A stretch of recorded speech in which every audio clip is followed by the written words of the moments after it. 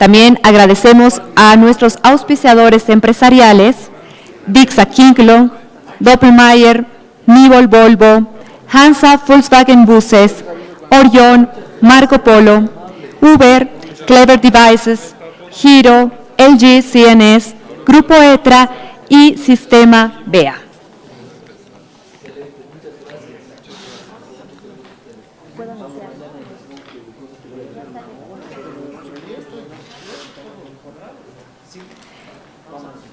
Voy a nombrar a los participantes que nos acompañan en este último conversatorio. Los expositores son el señor Elías Rubenstein da Silva, especialista sectorial Transporte Interamerican Development Bank. El señor Juan Carlos González Calderón, gerente de la Fundación Transurbano. El señor Julián Sastre, Senior Partner and Head of Transport Engineering and Economics, Street Transportation. Por último, el señor Ricardo Restrepo Roca, gerente Transmetro Barranquilla.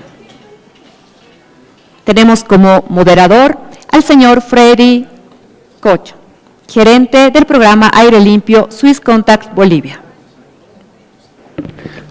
Muy buenas tardes y muchas gracias por asistir a esta mesa, a todos los invitados, ya los han nombrado, y a toda la gente del evento por mantenerse acá. Es difícil mantenernos 2 días sentados escuchando gente hablando de movilidad urbana. Es un tema apasionante para muchos, pero que también pues genera un cierto cansancio después de un tiempo de escucharlo, así que muchas gracias por estar acá. Vamos a hacer una mesa bastante dinámica, de manera de que logremos pues la atención de todos.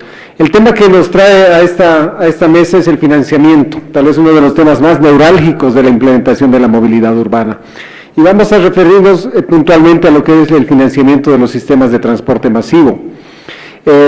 Empezamos dividiendo de entrada el financiamiento en 2 partes importantes. La primera, que es la pura infraestructura, el montar el sistema de transporte público, que tiene sus diferencias a la vez.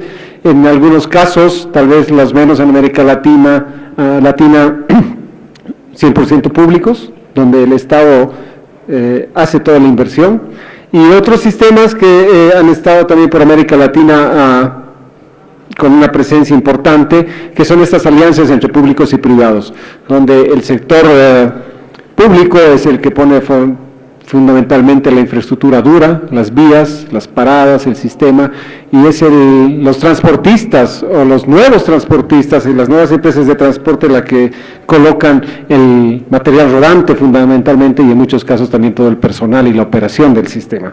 Entonces, como las dos formas dentro de del financiamiento, y luego viene la operación, y cuando hablamos de operación fundamentalmente estamos hablando de equilibrar los costos o los ingresos más bien que tenemos en los sistemas de transporte vía la tarifa, vía publicidad, tal vez en alguno de los casos, con lo que cuesta realmente el operar estos sistemas.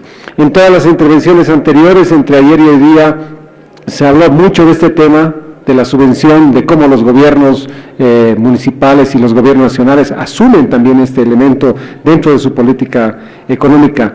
Y en ese sentido, entonces, yo quería empezar un poquito la conversación y quería pedir a Elías del Banco Interamericano de Desarrollo que nos empiece dando un pantallazo importante, digamos, de cómo se están dando estas alternativas de financiamiento de los proyectos de transporte público en América Latina.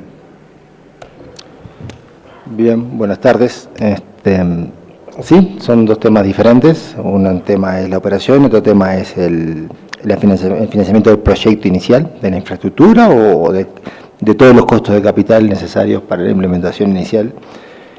En general, uno tiene que mirar esas 2 cosas desde 2 ópticas distintas, del financiamiento por un lado o el fondeo de los recursos por otro, ¿no? Son 2 elementos diferentes. El financiamiento básicamente es la adquisición de una deuda para llevar adelante el programa el proyecto y su implementación, y eventualmente parte de su operación. Pero esa deuda generalmente es accesible en la medida que uno tenga instituciones sólidas, tenga proyectos que sean buenos, estén bien estructurados y tengamos cierta institucionalidad en el sector público y en el sector privado que tiene que llevar adelante la operación o eventualmente partes de la implementación. Y el otro tema de fondo es el fondeo. Disponer de los recursos en el largo plazo que nos permitan implementar el proyecto. Y ese es un tema un poco más importante y es un tema en el cual a nosotros en el banco en general nos ocupa bastante y en el cual trabajamos junto a los países en el fortalecimiento de esas institucionalidades para generar buenos proyectos que permitan fondearse en el largo plazo. Todos estos proyectos de reconversión de los sistemas de transporte orientados a una mejor calidad de la movilidad requieren volúmenes de dinero, vamos a ser claros, ¿no? Requieren plata. Y la plata no crece de los árboles, es producto de nuestro trabajo, pero requiere mucha plata. La realidad es que América Latina tiene un déficit importante de infraestructura, requiere un porcentaje de su PBI que algunos estiman en el 3, 4, 5% para poder atender esa brecha de infraestructura, y buena parte de esa infraestructura es infraestructura urbana, y una parte de esa importante es infraestructura destinada a una mejor calidad de la movilidad. Y ahí cuando hablamos de infraestructura no nos enfoquemos solamente en los pavimentos o las estaciones, también en la implementación de todo el capital requerido para poner una flota a andar o para poner un sistema de bicicletas públicas, también eso incluye la infraestructura.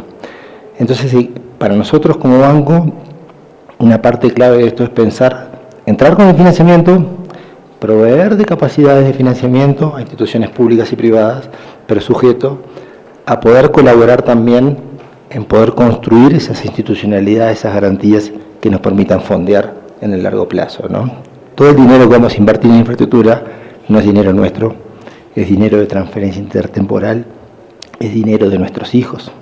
Entonces tenemos que tener buenos proyectos e instituciones sólidas que le permitan a esos proyectos funcionar durante un periodos prolongados que nos permitan obtener esos beneficios que estamos persiguiendo.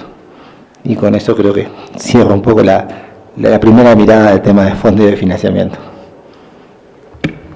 Muchas gracias, Elías. Y en ese barco se subió Chile, hace como 10 años que intenta hacer este Big Bang del que muchos han hablado del transporte, cambiar, y hace un cambio radical. Une los sistemas de transporte e invierte muchos recursos en los nuevos BRTs y en toda la implementación del sistema, pero lo hace con una óptica de inclusión del sector privado en toda la operación del sistema.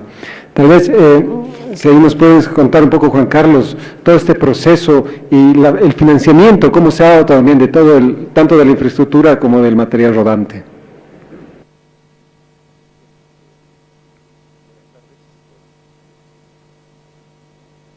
Ahí está. Buenas tardes. Transantiago se licitó el año 2005, inició operaciones el 2007, febrero, y no tenía subsidio originalmente. Al poco andar, después de un inicio muy traumático, se hizo claro que se requerían ciertas sumas adicionales. Todo esto estaba basado en un estudio de 3 economistas chilenos más o menos destacados que dijeron que esto se autofinanciaba con la reducción de la flota y con la empresarización del transporte. Sin embargo, no hubo dinero suficiente para financiar la operación diaria. Para eso se tuvo que pedir ciertos préstamos, se pidió un préstamo al Metro, la ENAP dio créditos para dar petróleo, la Empresa Nacional del Petróleo, esa ENAP. Se ejecutaron boletas de garantía de los operadores tecnológicos, se pidió un préstamo al BID, ciertamente, incluso en un momento ya se ejecutó el 2% constitucional como fondo de catástrofe. ¿Ya? Se estimó una catástrofe y por lo tanto todos los ministros de la presidenta Bachelet en su primer gobierno tuvieron que firmar un decreto que permitía girar de las arcas públicas el 2% constitucional.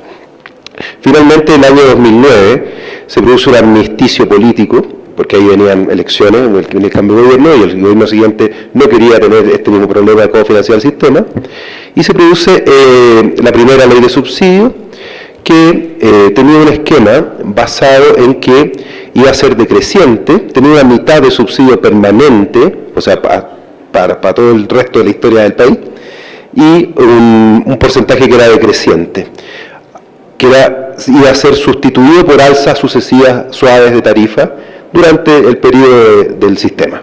que tenía como fecha límite el año 2018. Cuando asume el presidente Piñera, se tuvo que hacer cargo de las alzas de tarifa que no habían sido realizadas por el gobierno anterior, y el sistema ya estaba en déficit. Por lo tanto, hubo que empezar alzas mensuales de tarifa de 20 pesos, 10 pesos, lo cual provocó una reacción de la ciudadanía muy fuerte, y se tramitó un suplemento al subsidio que lo que hacía era equiparar este decreciente en más años. ¿Ya? Esta mitad del subsidio decreciente se llevaba a más años y se suavizaba la curva. Posteriormente, ya en el 2011 se renegociaron los contratos, se cambió el esquema del modelo de negocio y se tramitó una tercera ley de subsidio, que ya fue bastante más importante por dos motivos. Uno, porque se estabilizó el decreciente hasta el término de los contratos y se dio hasta el año 2022, porque algunos operadores ya habían ganado extensiones de contrato por la incorporación de flota más limpia. Y se aumentaron, siempre se fue aumentando, y en el año 2015, nuevamente la presidenta Bachelet hace una cuarta ley de subsidio, donde lo que hace es llevar esto ya a una suma muy alta, del orden de los 800 millones de dólares anuales, para Transantiago, más un equivalente para las regiones, que eso en realidad no es tan real, porque las regiones no tienen sistemas que permitan ejecutar el subsidio. No se ejecuta más del 20% de esa suma. Por lo tanto, lo real son los 800 millones que de Transantiago, hoy día está en 700, más o menos aproximadamente, año 2017, y la justificación de esto era que se compensaba a los operadores lo que dejaban de recibir por llevar a los estudiantes. ¿Ya? El estudiante no podía costar más de un 33% de la tarifa, y por lo tanto todo el gap de diferencia lo financiaba el subsidio. El otro elemento que financia es los transbordos. Las personas tienen una ventana horaria de 2 horas para cambiarse de modo o de empresa, y mientras van en el mismo sentido no pagan un adicional cada vez que se cambian, pagan un adicional muy pequeñito. Y en tercer lugar, parte del subsidio financia la infraestructura de metro, aproximadamente 1/3. ¿Ya? Más lo que aporta el Ministerio de Obras Públicas en las horas que sean necesarias. La infraestructura de Transantiago, superficie, la financia las arcas fiscales, las finanzas públicas, y también hay ciertos costos asociados a los servicios complementarios, tecnológicos, el fideicomiso y todo eso. Entonces, por lo tanto, hoy día nos encontramos con que Transantiago cuenta con un subsidio del orden del 40% de sus ingresos, el otro 60% lo cubren las tarifas que pagan las personas, ¿no? Y eso es lo que permite, en el fondo, acceder a diría yo que son los dos elementos de financiamiento más importantes, que es el crédito para ir comprando petróleo, que es un crédito de corto alcance mensual, y el crédito para comprar los buses, ¿no? Que generalmente está resguardado por empresas. Las dos más importantes son el EKN de Suecia, que está relacionado con Volvo, y el BNDES de Brasil, relacionado con Mercedes de Brasil. Es decir, esa ha sido un poco la historia de cómo esto se ha estructurado. Las empresas, ha habido 6 quiebras de empresas operadoras de Transantiago en estos 10 años. La más importante es ciertamente una que está en curso hoy día, que es de la empresa Subus. Pero eso tiene que ver más bien con las finanzas de las operadoras. No sé, con eso puedo resumir un poco el esquema. Yo sí solamente agregaría que la reforma que se hizo en el 2013 tiene un elemento cultural muy importante, porque hasta ese momento se estableció que lo que se estaba era quemando plata. Estábamos quemando plata por un diseño mal hecho, para que ganaran plata los operadores, en fin. Ese era el concepto que había. La reforma del 2013 cambió esta mirada y la llevó a decir, mira, aquí lo que estamos financiando es calidad del transporte. Es decir, si queremos cobrarle menos a las personas o queremos tener mejor calidad, que no se puede financiar con alzas de tarifa, finalmente lo que estamos haciendo es un subsidio de un sentido bastante social, equiparando un poco el subsidio que se entrega al automóvil privado a través de la infraestructura. Bueno, una mirada muy clara de lo que está pasando en Santiago. Muchas gracias con el Transantiago, y estamos hablando de una subvención que está alrededor de los 700 millones de dólares al año. O sea, solamente para tener en cuenta ese dato, digamos, en la cabeza de lo que estamos hablando. Veía, Ricardo, atento la explicación y sobre todo poco sonrojado cuando hablaba de la subvención y del sistema, si es que era sostenible, y pensaban los que diseñaron el sistema que iba a ser sostenible con la tarifa. Barranquilla, ¿cuál es la experiencia que tienen con respecto al financiamiento del sistema, la operación y el mantenimiento? Bueno, yo creería que te voy a contestar diciéndote que hay esperanza. Hay esperanza de salvarse. Han habido situaciones peores y de peores hemos salido. Y yo quisiera responderte en dos sentidos. La primera parte, completar un poquito. Colombia arrancó una política de organización del transporte público interesante, apoyando los sistemas integrados de transporte masivo. A raíz del modelo exitoso de Transmilenio, en cierta forma lo que hizo fue copiar y pegar al resto de ciudades importantes como Medellín, Pereira, Barranquilla, Cartagena, Cali, Bucaramanga, un modelo que resultó exitoso en tema troncal, y lo que hubo fue como un copy-paste de un ejercicio sano, importante, pero en características de ciudad capital, con una troncal suficientemente densa que atrajera de una vez a los usuarios del sistema a ese sistema. No así sucedió en otras ciudades como el caso de Barranquilla, que si uno mira es un sistema tronco alimentado, pero para poder tener pasajeros en la troncal necesito llevarlos, necesito sacarlos de sus barrios. Entonces hace que la operación sea un poquito más costosa. Pero en términos de la inversión inicial, lo que el gobierno colombiano hizo fue apoyar con el 70% los costos de la infraestructura, la construcción general de las vías, de los portales y de las estaciones, y las ciudades aplicaron el 30% de ese esfuerzo para completar el 100% de las necesidades de infraestructura. Barranquilla tenía una característica fundamental de una administración, unas administraciones públicas difíciles, con muy baja gestión en materia tributaria, con unos niveles de corrupción sumamente altos, con unas finanzas completamente atrapadas y con unas cuentas no muy claras, razón por la cual no era muy fácil acceder a créditos, no era muy fácil tener credibilidad de la banca internacional, más sin embargo había apoyo del gobierno nacional, pero no así era fácil obtener recursos del Banco Mundial, del Banco Interamericano de Desarrollo, a pesar que había mucho apoyo para que estos sistemas salieran adelante. Y en un momento determinado ese 30% de la infraestructura se quedó sin financiación. Entonces se nos ocurrió en ese momento aplicar el tema de las concesiones y concesionamos la construcción de portales y estaciones intermedias.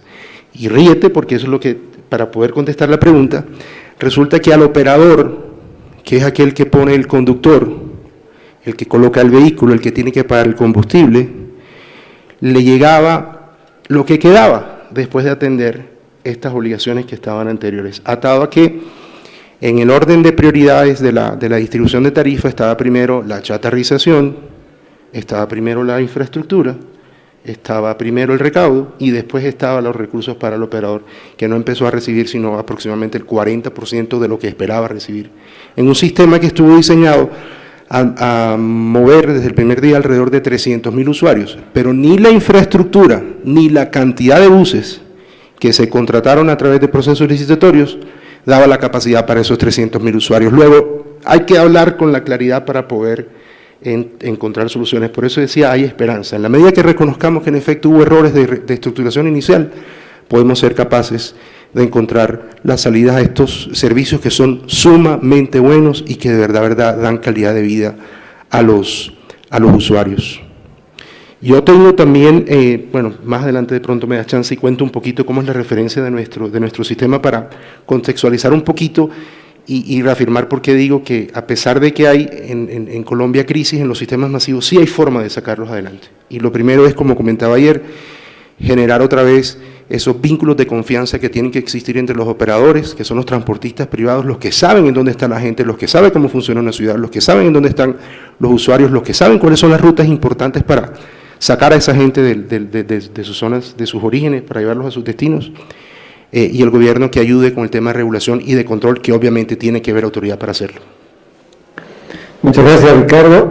Efectivamente, solamente como comentario, Ricardo nos ha preparado algunas láminas sobre el esquema de financiamiento de Barranquilla. En la próxima intervención, por favor, si me van a ayudar con la exposición, ¿no? Por el momento, solamente lo anuncio para la próxima intervención que tenga Ricardo.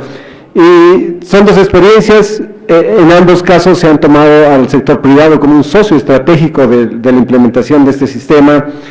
Julián Sastre es un consultor internacional que conoce muy bien la realidad europea, pero también la realidad latinoamericana, trabajo en varios de los países de la región, y bueno, en Bolivia hemos tenido el gusto de tenerlo haciendo varios planes de movilidad y haciendo algunos estudios en varias de las ciudades bolivianas. Y con todo este cúmulo de información que tienes hasta ahora, Julián, de Bolivia fundamentalmente, ¿cómo ves los canales de financiamiento de los sistemas de transporte masivo en las ciudades bolivianas? ¿Por dónde crees que empezamos a desatar el nudo? ¿Te parece importante incluir a los transportistas? ¿Conoces la realidad de nuestros transportistas? ¿Cuál es tu mirada, cuál es tu óptica como consultor internacional sobre este tema? Bueno, gracias, Freddy.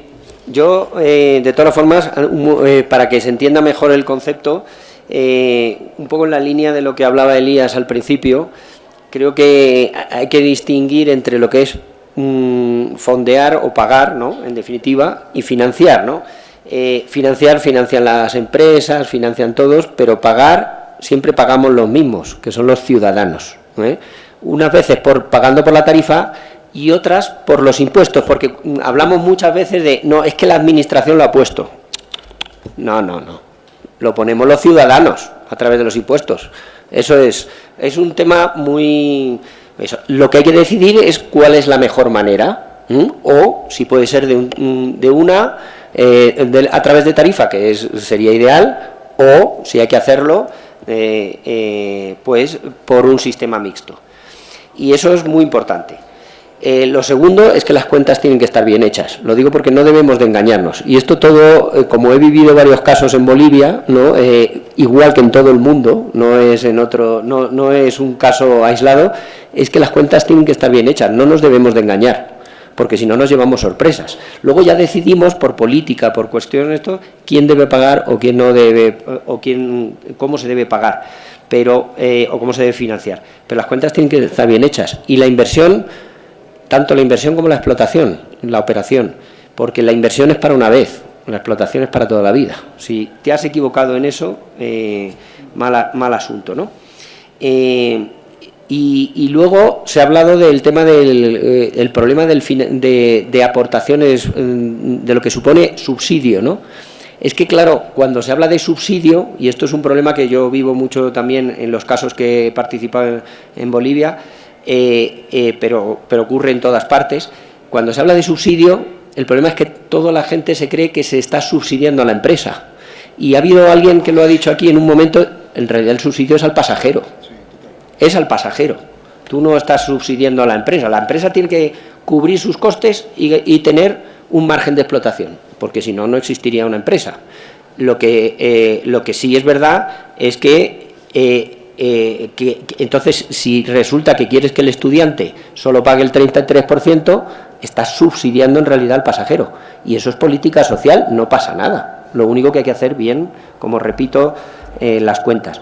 Y yo creo que, particularizando para muchos sitios de América Latina y en concreto para Bolivia, lo que se necesita es un fortalecimiento institucional y una capacidad desde las administraciones para llevar a cabo unos proyectos que son importantes de reconversión.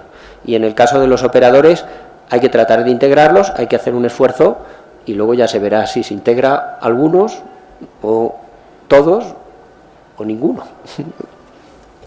Gracias.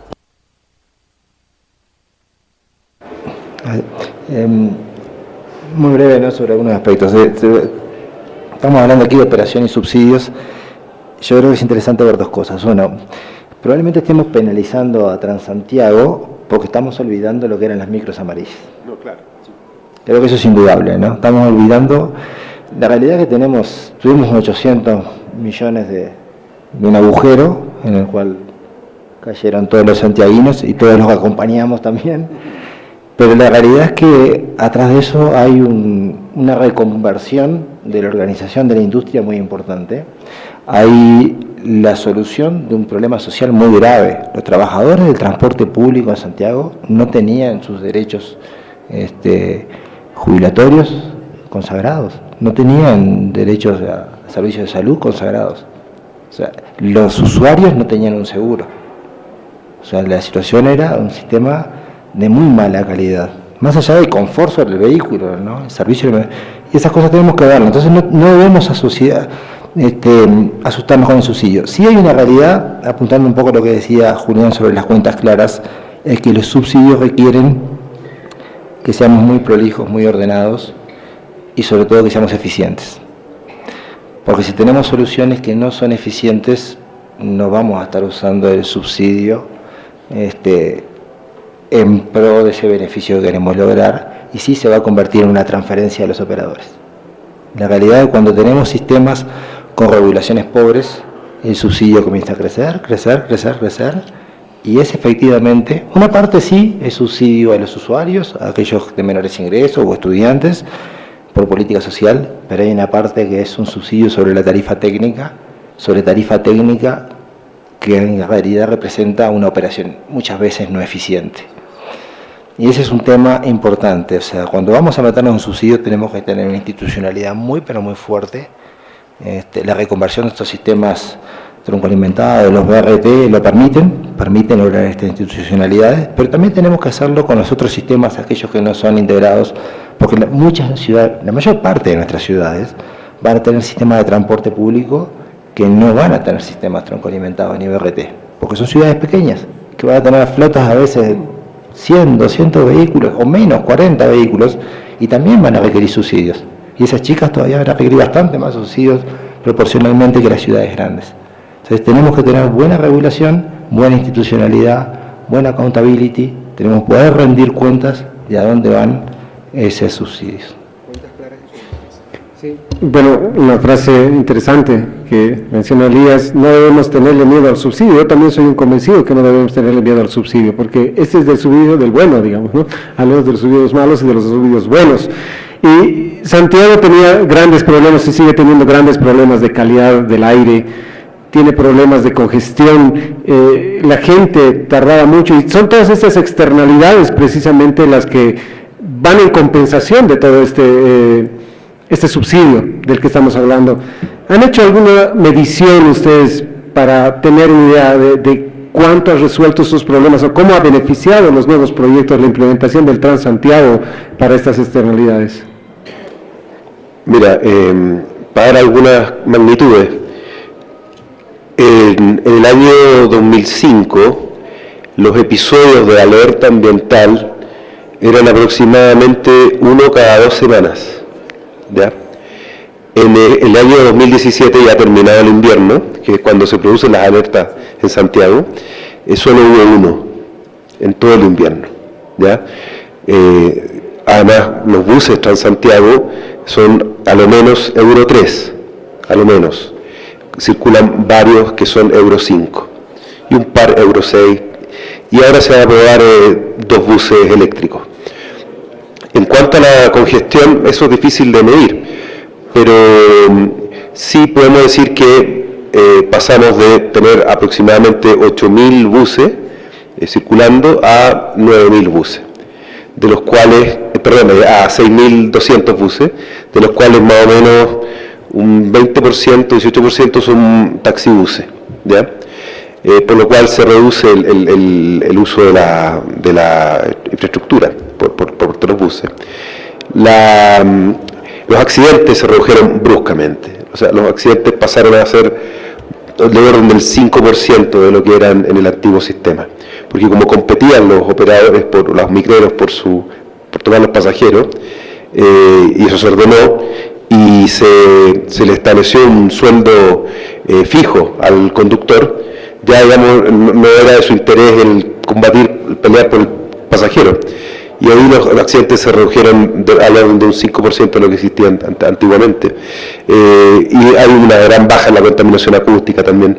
En fin, yo diría que Transantiago arrastra con una imagen de su inicio. Su inicio fue muy caótico, y eso fue parte también responsabilidad de algunos operadores que no sacaron los buses, aprovechándose de la irresponsabilidad del operador tecnológico, que no tuvo listo el sistema de control que veía si la flota estaba disponible en la calle. Entonces, esa imagen fue muy terrible, pero ha ido evolucionando mucho el sistema, a tal punto que hoy día ocurre una cosa muy curiosa en las encuestas. Una persona arriba del bus se toma una encuesta, le dice, ¿cómo encuentra este servicio? Lo encuentro bueno, le pone nota 5 o 6, qué sé yo, ¿y qué opina del sistema? No, el sistema es muy malo, le pone un 3, ¿no? Entonces, son muy curiosas las encuestas. Efectivamente, hay de dulce y de atrás en esto, también el comportamiento de la empresa ha sido distinto. Algunas han tenido más cuidado en la mantención, en la atención a los usuarios, en la regularidad, en la flota de reserva, en fin, un montón de cosas, y otras no, ¿no? Vale decir que, sumando y restando, a mi juicio, el gasto en subsidio está bien aplicado. Hay un sistema que es de bastante buena calidad, que necesita ajustes para mejorar, pero no compite, o sea, entendamos que es un sistema al 100%, no hay transporte informal ni tradicional, es al 100% y está 100% integrado. Gran parte del costo del sistema es ni más ni menos que la integración. Eso es carísimo. Y ahora se integró un tercer modo, que es un tren que viene desde el sur, de una zona cercana a San Bernardo, ONOS. Este tren ahora aportó más o menos unos 900.000 pasajeros al sistema, que antes no lo usaban porque se venían en buses rurales, que son buses periféricos, que no son de la provincia de Santiago. Así que, sumando y restando, yo creo que está bien aplicado. Es costoso, es caro, pero bueno, cuando uno define un sistema de transporte tiene que tener claro cuánto cuesta, y ese es el estándar. Y después ve cómo lo financia, cómo lo paga. Eso, hay distintas soluciones, el vale transporte en Brasil, en fin, subsidios a la demanda, qué sé yo. Pero en este caso, yo diría que hoy día nadie discute en Chile la suficiencia del subsidio. Lo que se discute es que es injusto que sea tanto para Santiago y que no se emplee la misma proporción para el resto de las regiones. Un reto difícil el que tomó Santiago de llegar al 100%, eliminar cualquier otro sistema de transporte urbano, y pues ayer Juan Tapia nos mostraba del metropolitano que está alrededor del 7.5% de la demanda total de viajes de la ciudad. Hablábamos acá en Bolivia de como el 10%, sumando los 3 sistemas al que podíamos llegar. Barranquilla, tienes unos números que mostrarnos, Ricardo. Si nos ayudan, por favor, desde control con las imágenes. La presentación, sí, por favor. Es una presentación que pasó Ricardo Restrepo.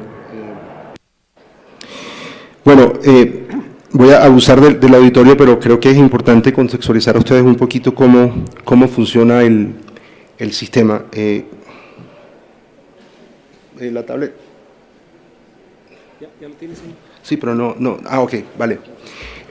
Ubicarnos un poquito en el contexto geográfico donde se encuentra localizada Barranquilla. Nosotros estamos en la costa norte de Colombia, parte norte del continente suramericano.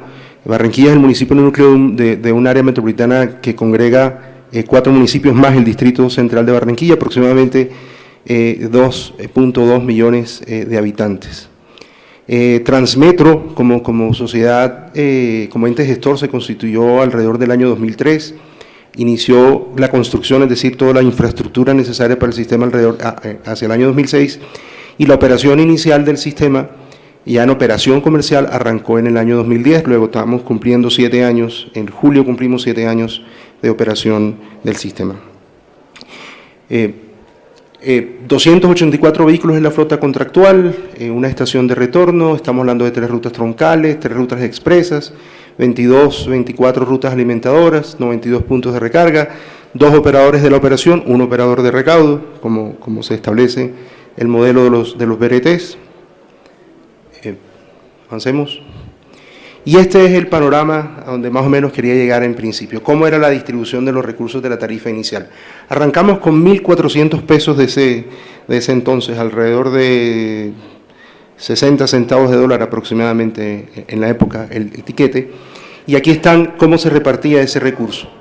El que habló grandes proyectos fue un concesionario de construcción de infraestructura, Transatlántico, otro concesionario de construcción de infraestructura. Chatarrización fue un crédito de 60.000 millones de pesos, 30 millones de dólares aproximadamente, de ese entonces. La empresa de recaudo se llevaba el 6.5% y los operadores el 68,8%, y Transmetro como ente gestor y por ley la participación del 7% de esa tarifa. Ellos estaban recibiendo, los operadores de la operación, alrededor del 75% de la tarifa total. ¿Qué pasó con eso? aquí tenemos una gráfica que ojalá fuera diferente. Así, cuando se hicieron como negocio, esperamos que las gráficas, que las barras fueran hacia arriba y no deficitarias. Pero esta es la realidad del sistema, y esto creo que no nos debe dar vergüenza mostrarlo, porque, como decía en principio, si no nos decimos las cosas como son, va a ser difícil encontrarles solución. Y ahí está, desde que inició el servicio, empezamos con déficit. Y se creía que era porque había algunas rutas del transporte público colectivo todavía andando, porque no estábamos llegando al número de usuarios adecuado, la flota fue entrando de manera gradual, y ahí más o menos acumulamos hacia el 2013, mal contados, 20 millones de dólares aproximadamente en déficit. Avancemos, por favor.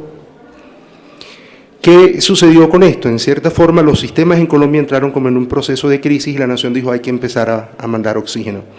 Y se suscribió un documento que dijo, la nación va a asumir el 70% otra vez del tema de infraestructura, y vamos a quitarles la carga de la infraestructura para que los operadores pues les llegara más recursos, porque no había forma de otorgarle recursos al operador. Los créditos de los bancos estaban cerrados a esos operadores, los modelos no estaban dando, la realidad no estaba dando para el pago, hubo necesidad de reestructurar la deuda y se tomaron alguna serie de acciones importantes que tuvieron un impacto significativo que mejoró un poco esa condición inicial, pero que no solucionó el tema de fondo como tal.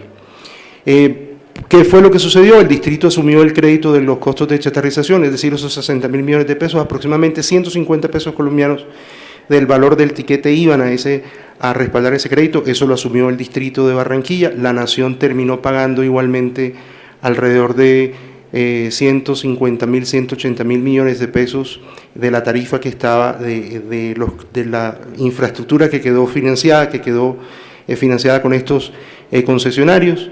Las instituciones financieras reestructuraron obligaciones a los concesionarios. Esto era una deuda completamente privada, pero era necesario que los bancos también tendieran la mano. Y los transportadores, los dos grupos operadores, metieron algunos recursos para mejorar la flota e incorporar los vehículos que todavía no habían sido puestos al servicio del sistema. El área metropolitana como autoridad de transporte terminó de hacer una reestructuración de rutas importantes para quitarle la competencia al sistema masivo en ese entonces. Y el año pasado, luego de unos 8 meses tal vez de discusiones con la alcaldía, de trabajo con los operadores, dimos con algo que se llama el Fondo de Estabilización Tarifaria, que es lo que quisiera que quedara en el radar como esa luz de esperanza que sí puede haber forma de solucionar estos déficits que tienen los sistemas en su operación. Y fue la creación del Fondo de Estabilización Tarifaria por parte del área metropolitana de Barranquilla como autoridad de transporte, que es la que dicta las directrices y la que tiene que dar esas autorizaciones. Avancemos, por favor. Avanza. Sigamos. Con colócala completa, por favor. Con esta distribución nueva, con este fondo de estabilización, ya el operador como tal está recibiendo el 97% de lo que él esperaba recibir. Esto obviamente es un mejor escenario. De forma tal que ya le quitamos todos esos arandelas que tenía el sistema en la tarifa y solamente nos estamos concentrando en los operadores de la operación, en el operador de recaudo y lo que por ley tiene el sistema masivo como única fuente de ingreso. Con las acciones logradas, gracias al gran pacto y al Fondo de Estabilización, se logra ese 97% de distribución hacia el operador. Avancemos. ¿Qué fue lo que hicimos con el Fondo de Estabilización Tarifaria? Este es un cuadro que simplemente muestra, digamos que las cifras que estamos recibiendo por cada quincena desde octubre del año pasado. Y tomamos una decisión políticamente difícil. Yo creo que en las mesas de trabajo, en las mesas que hemos estado estos 2 días, hemos visto cómo los ajustes a la tarifa, los aumentos tarifarios son situaciones difíciles que están asociadas a la voluntad del alcalde de darse ese golpe de opinión de aumentar tarifas. A nadie le gusta aumentar tarifas, pero nuestro alcalde podía darse ese lujo habida cuenta de que tiene un margen de maniobrabilidad, un margen de popularidad y de aceptación de más del 90%. Entonces, lo que hicimos fue hablarle claro a la ciudad, la única forma de salvar el sistema es que todos hagamos parte de esa solución. Y como no había habido aumento tarifario en el año 2016, se hizo un ajuste tarifario de 200 pesos. Para la tarifa de Transmetro, hoy por hoy esa tarifa cuesta 2.000 pesos, un poco menos de $1 americano, y para el transporte público colectivo esa tarifa se aumentó también en 200 pesos, quedó en 1.900, pero de esos 200 pesos, 100 pesos pasan al Fondo de Estabilización Tarifaria, al sistema Transmetro, a través de un mecanismo fiduciario. ¿Por qué el tema funciona? Porque resulta que el sistema Transmetro atiende en este momento alrededor del 14 o el 15% de las demandas de viajes de transporte público. El resto lo monta el transporte público tradicional o convencional. Luego la base donde yo puedo recaudar recursos es mucho más grande que la que propiamente tengo como sistema. Y por eso tomamos la decisión de que el ajuste a la tarifa de Transmetro fuera 200 pesos directamente a la tarifa y esos 100 pesos fueran a través del Fondo de Estabilización Tarifaria. Avancemos, por favor. ¿Qué sucedió? Que la gráfica que vimos anteriormente, si ya la complemento con los resultados que hemos obtenido a partir del 2017, me trajo el fondo o ese déficit a cero. Luego me está garantizando la estabilidad y la operación del sistema, que acompañada de otras acciones que hemos venido implementando, como la mejora de frecuencia, como el diseño adicional de rutas expresas en horas pico, estamos analizando la renegociación de los contratos con una clara vocación de cuentas claras. Es decir, nosotros hoy podemos contarles que como entes gestores tenemos los costos ciertos de operación de los dos operadores, porque estamos yendo con ellos a la banca, al gobierno nacional, etcétera, etcétera, como a tratar de estructurar esa mejora en la política pública de transporte como un derecho social, contando la verdad. Lo han mencionado ustedes, en cierta forma no tenemos que tenerle miedo a los subsidios, pero lo que no podemos son premiar ineficiencias, y más si esas ineficiencias son de los privados. Luego, las cuentas claras tenían que darse hacia precisamente el ente gestor, hacia la autoridad en su momento, de forma tal que esta plata que estamos hoy por hoy orientando a ese fondo de estabilización genere la estabilidad de un sistema que, vuelvo a decir, tiene muchos atributos y que vale la pena apostar por él. Avanza, por favor. Esto, en cierta forma, muestra cómo es el tema de la tarifa técnica y cómo hemos también logrado un poquito mejorar la eficiencia de las tarifas técnicas. Hemos estado mantenidos, recibimos las tarifas técnicas alrededor de 2.800 pesos o 3.000 pesos, alrededor de $1, digamos que por usuario. Hoy por hoy hemos logrado tener esa tendencia a la baja, alrededor de 2.200, 2.300 pesos, y entonces lo que me toca colocar de ese fondo de estabilización son 300 pesos por usuario, porque yo estoy hoy cobrándoles 2.000 pesos a cada uno. Luego, en la medida en que tenga yo esa tarifa técnica controlada, sea eficiente en los costos de operación, ese fondo de estabilización puede incluso permitirnos a nosotros pensar en el crecimiento y la ampliación del sistema masivo y la financiación de otros sistemas a posterioridad. La última, perdón, la gráfica que sigue, y esta gráfica con la que cierro es para mostrarles que en efecto el sistema Barranquilla, el sistema Transmetro tuvo, gracias a, digamos que a este nuevo voto de confianza de la administración con la constitución del Fondo de Estabilización, con el apoyo de los operadores, con la voluntad de retirar por lo menos la discusión jurídica en un momento para concentrarnos en la solución de fondo del sistema, que por lo menos no permitiera que siguiéramos a pérdida, sino que por lo menos estuviéramos recuperando costos, hizo que el sistema masivo Transmetro creciera el 9,5% en lo que había transportado el año inmediatamente anterior, y fuimos el sistema masivo que más creció durante ese mismo periodo. Muchas gracias por la presentación, Ricardo. Una tarifa cerca de $1, estamos hablando, para quienes conocen Bolivia, de 6 bolivianos alrededor. Es una tarifa relativamente alta, la gente diría que caro es el transporte, pero ¿qué otros beneficios tiene el tener un sistema de esa calidad? Y a los consultores siempre hay que hacerles un poquito las preguntas difíciles, ¿no? Y bueno, es que los gobernadores lo fácil lo saben y lo hacen, ¿no? Y lo que no lo consulta al consultor y le preguntan, ¿no? Entonces, en la misma línea, para el caso boliviano, tenemos dos sistemas que han optado por ser 100% públicos. Y nos han mostrado sus números, ambos nos han mostrado que subsidian, y no subsidian la ineficiencia o la ineficiencia tal vez del sector público, pero del sector privado.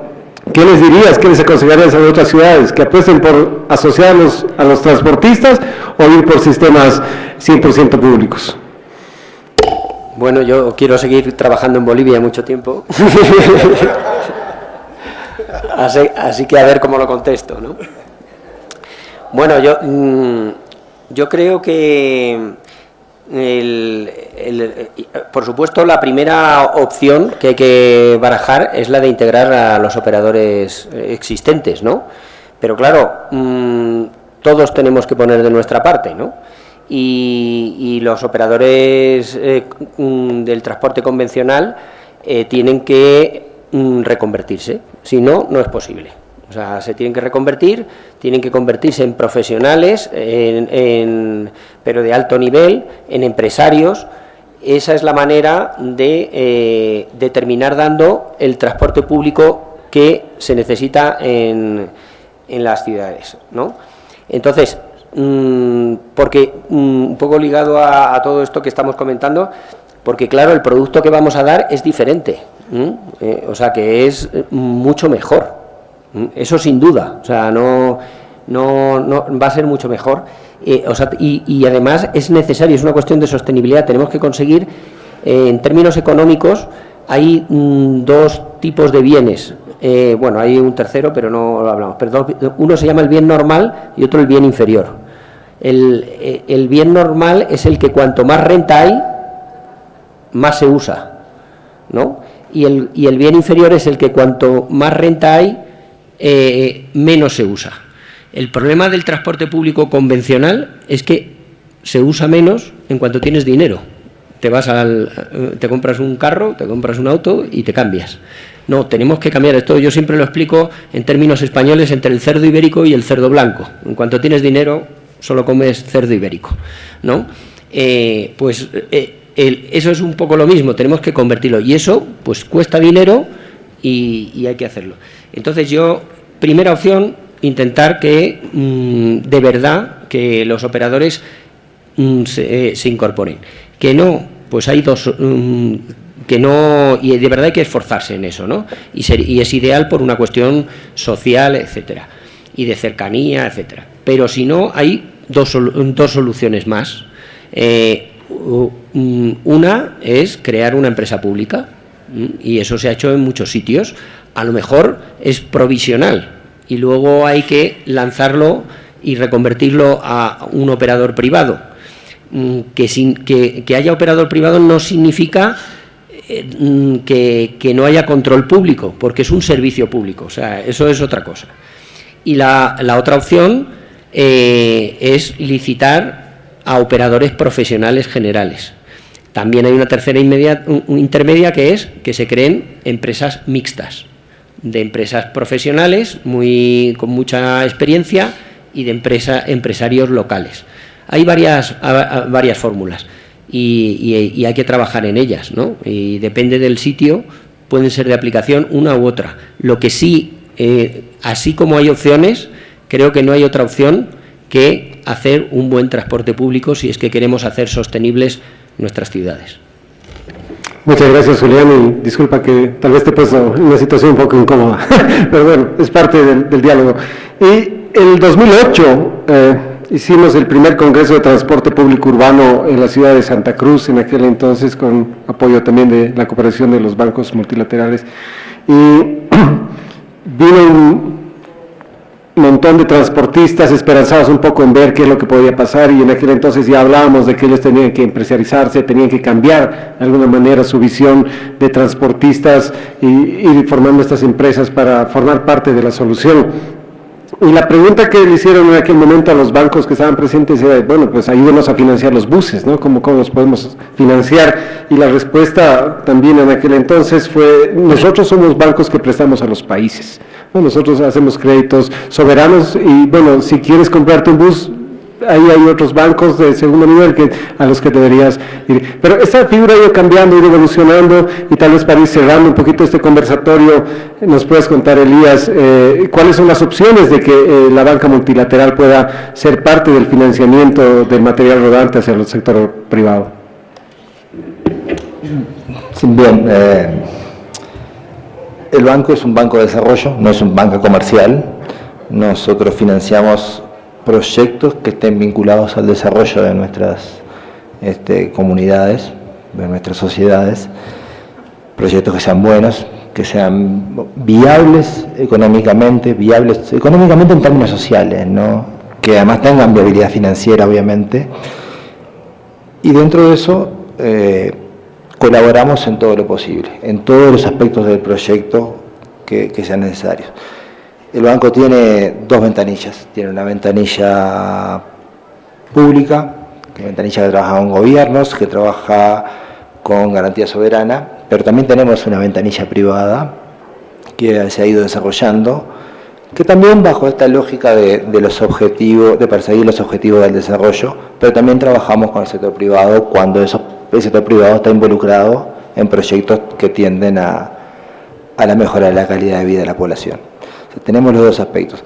Básicamente en banca, en lo que es este trabajo con los gobiernos, con los países directamente, sí, nosotros estamos involucrados en proyectos importantes en América Latina, financiamos proyectos de BRT, proyectos de metro, ¿no? En este caso estamos con la línea 2 de Lima, por ejemplo. Estamos en diálogo bueno, estamos en Santa Marta, por ejemplo, trabajando, Colombia. Hoy tuve el intendente de Montevideo acá, estamos apoyándolo también, en Asunción con el Metrobús, o sea, trabajamos con proyectos ferroviarios también, que estamos trabajando en Argentina, o en Brasil, el proyecto de Fortaleza, un proyecto muy amplio también. Tenemos esa línea de trabajo, pero además hacemos una cosa más con ventanilla pública, que es trabajar con el fortalecimiento institucional de las entidades que tienen que promover política o gestionar sistemas de transporte. En esta mesa surgió bastante claro la importancia de tener institucionalidades fuertes, de no embarcarnos en la aventura solamente con la parte instrumental de los subsidios, sino la importancia de tener la solidez atrás, ¿no? Entonces también apoyamos procesos, por ejemplo, como que es del desarrollo de un instrumento financiero que pueda sostener un sistema de transporte público, ¿sí? Colaboramos, por supuesto, en financiar esa estructuración, si fuera necesario. Algo así estamos tratando de hacer en Montevideo, ahora, por ejemplo, recién comenzamos, pero ese es el objetivo. Pero también podemos colaborar con las instituciones del Estado en la identificación de otras fuentes de financiamiento, ¿no? A veces surge la idea, ¿cómo financiamos el sistema de transporte? Hay que poner subsidio. ¿De dónde sacamos la plata para el subsidio? Esa es la pregunta. ¿Va a ser más de tributos o vamos a poner un sistema de peaje en el área central de la ciudad o vamos a sacarla del estacionamiento tarifado? Nada de eso es gratuito. Hoy día la tecnología permite implementarlo de forma relativamente sencilla, pero tienen ventajas y desventajas. Más allá de las ventajas y desventajas políticas, tiene ventajas y desventajas desde el punto de vista de los resultados sobre la política urbana. O sea, cualquiera de estos instrumentos de peajes o cobros sobre vía pública o plusvalías o lo que sea, tienen incidencias también en los resultados, en el tipo de ciudad que vamos a tener. Y esas cosas deben ser miradas globalmente. Bueno, desde el banco también apoyamos a las municipalidades o a los ministerios en estructurar esas cosas. Así que eso es lo que hacemos con ventanilla pública. Y con privado trabajamos, es nueva, nuestra ventanilla privada siempre existió, siempre estaba volcada a grandes proyectos, ahora lo estamos reestructurando, la Corporación Interamericana se está reestructurando, tenemos interés en poder colaborar y ahí tenemos básicamente dos formas de trabajo, o sea, en la medida que sean proyectos muy importantes, podríamos entrar inclusive a financiar flota, no es un tema que no nos asusta, y lo otro que podríamos hacer también, que es una cosa que ya tenemos más expertise, porque lo venimos haciendo hace muchos años, es financiamiento en banca, o sea, financiamiento de segundo piso, ¿no? Para asistir a los operadores, cuando a veces a nosotros nos cuesta llegar a operadores porque tenemos costos de transacción muy altos, entonces ese financiamiento del segundo piso hace que la banca comercial, que inicialmente podría no entrar a financiar un operador, bueno, o ahora que está en este tema que se está planteando de los fondos de inversión para flota también, podríamos entrar ahí con garantías que permitan eso. Obviamente ahí lo que se tiene que cumplir es que somos una banca de desarrollo, tienen que hacer proyectos orientados al desarrollo, buenos proyectos con rentabilidad económica, con las cuentas claras, con un buen sistema de accountability y después tiene que cumplir las reglas de Project Finance. Ahí está, una buena esperanza, yo creo, para todos los municipios. No nos debemos olvidar que son cuentas soberanas, de cualquier manera necesitan cualquiera de uno de estos proyectos el impulso y el respaldo del gobierno nacional para que se puedan implementar definitivamente. El Congreso, que básicamente lo estamos cerrando con este conversatorio, tenía un objetivo fundamental y era que sea aprovechado fuertemente por todas las autoridades locales, que haya una masiva participación de las ciudades bolivianas que están ávidas del conocimiento, de querer tener las experiencias de todos ustedes. Así que solamente a manera de despedida y en esa misma línea yo les pediría que les den a ellos un mensaje de aliento, de esperanza, como tú lo has mencionado, en esta temática del barco de la movilidad urbana. Juan Carlos, por favor. A ver, esto tiene una gracia, que finalmente siempre hay un interés público detrás, a pesar que haya mucha plata. Por lo menos lo que ocurrió en Santiago, finalmente las proveedoras de buses que financiaron el sistema a la larga, lo hacían también porque sus bancos de matriz querían ayudar a sus empresas a desarrollarse y a vender, a fabricar buses y venderlos. Por lo tanto, finalmente atrás, al final, siempre había alguna securitizadora o algún banco medio público, matriz medio pública, que estaba detrás de esto. Entonces, es importante que los municipios se involucren en estas obligaciones, porque eso, además de bajarle las tasas, le da una garantía al que financia de que va a tener un retorno de esta inversión. Aquí hay una cosa, una vez tuve una conversación en Bancolombia, me acuerdo, muy clara. Me dijo, mira, a mí la prenda del bus no me sirve de nada, porque yo no puedo rematar el bus. ¿Ya? A mí lo que me interesa es que el bus trabaje, que esté todo el tiempo el mundo funcionando y rentando lo más posible, y ojalá lo reparen y siga funcionando, porque eso es la rentabilidad real del sistema para ese banco que en este caso operaba como intermediario, pero de todas formas está asumiendo un riesgo en poner esa plata. Yo creo que la segunda recomendación es invertir, es importante, la inversión a la larga se justifica y renta. A mi juicio el mejor ejemplo es el metro es carísimo, ¿no? Pero finalmente operando es económico y es seguro y a la gente le gusta y todo eso, ¿no? Y en tercer lugar, creo que es muy importante tener claro desde el día 1 cuáles son los costos del sistema que están pensando.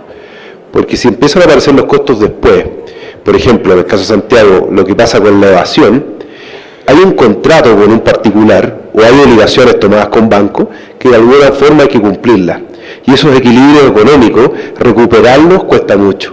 Cuesta muy caro cuando usted parte con un IPK determinado y se empieza a caer, pero igual hay que seguir sacando el bus porque hay un compromiso de una frecuencia, una regularidad, un tiempo de espera, un indicador determinado.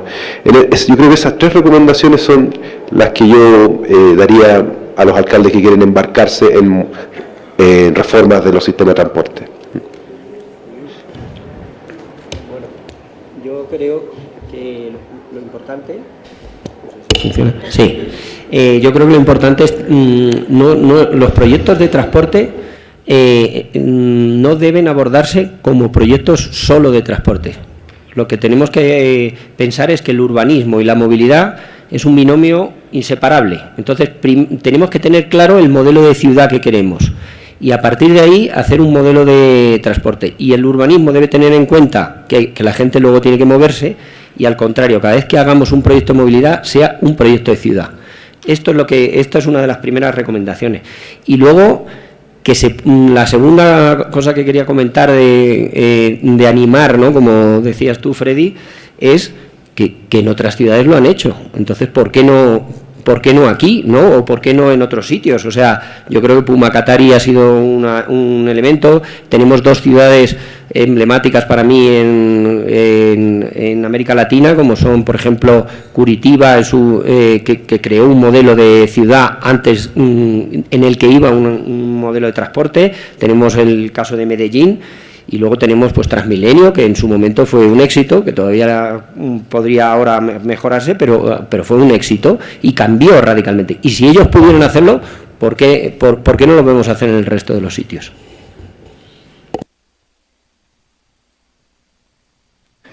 Comparto, Julián, lo que has dicho. Creo que no podemos ver el tema del transporte como un tema de transporte solamente. Es un proyecto de ciudad, pero más allá es un proyecto para los ciudadanos. Es un proyecto que da calidad de vida y que la calidad de vida está precisamente reflejada en los ciudadanos, en lo que los ciudadanos pueden gozar sus ciudades. Yo creo que no debemos tener miedo al cambio y todos debemos reconocer que somos parte de ese cambio. Todos tenemos en cierta forma que colocar ese granito de arena. Desde el punto de vista de las autoridades y del gobierno, creo que debemos ser mucho más abiertos a ese conocimiento que tienen los transportistas tradicionales. Tienen 40, 50, 60 y hasta muchos más años de estar haciendo el negocio, de estar conociendo cómo se mueve la ciudad, en dónde están los usuarios, cuáles son las zonas seguras, cuáles son las que no, y debemos estar, digamos que en cierta forma, abiertos a esa información que ellos nos brindan.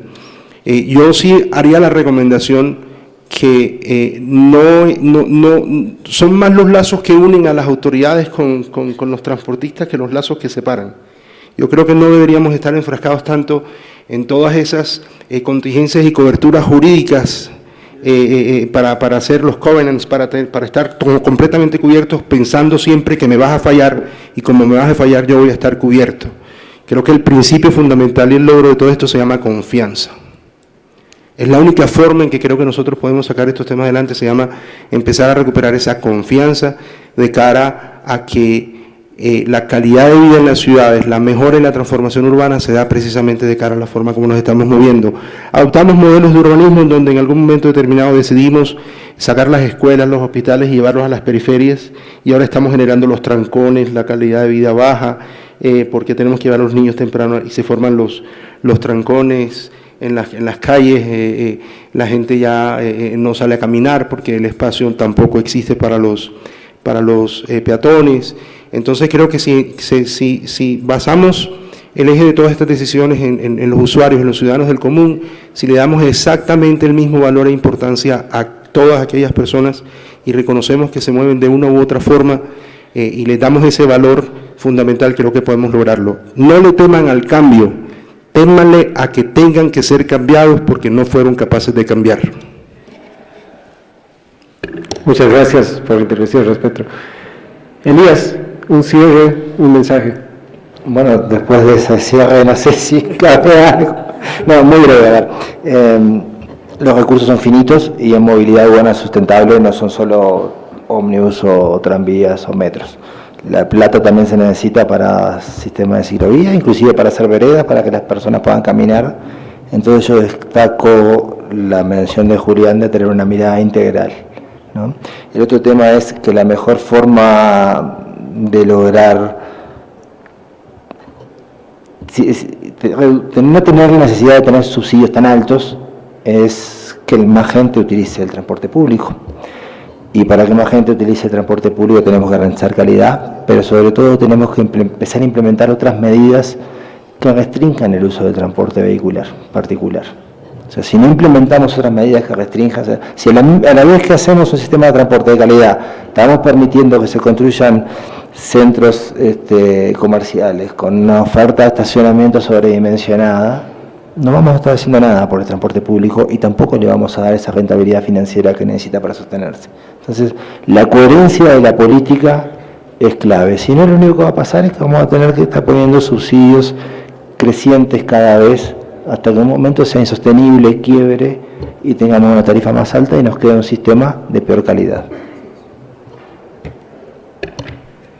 Muchísimas gracias a todos los panelistas. Tenemos acá una experiencia acumulada muy grande por toda la participación que han tenido y los consejos. Yo creo que todos se van muy motivados.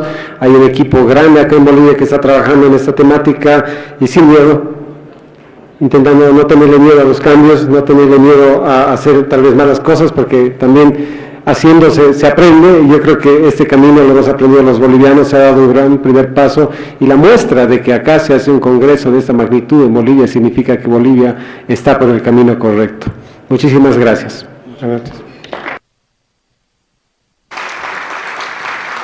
Agradecemos los